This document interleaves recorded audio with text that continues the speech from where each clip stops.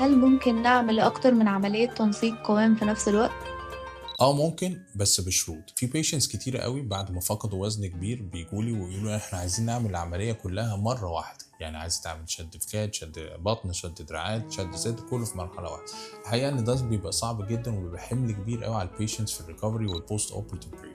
إحنا أهم حاجة في الموضوع ده هو الpatient نَفْسه، لازم الpatient يبقى motivated وعنده متشجّع نفسيًا إن هو يقدر يخوض تجربة زي دي.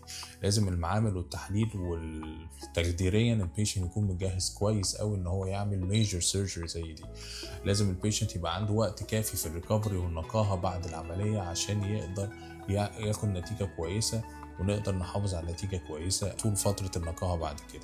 مهم أوي كمان المكان اللي إحنا بنشتغل فيه يكون مكان مجهّز، موجود فيه كل التجهيزات اللازمة اللي إحنا محتاجينها في عمليات major زي دي.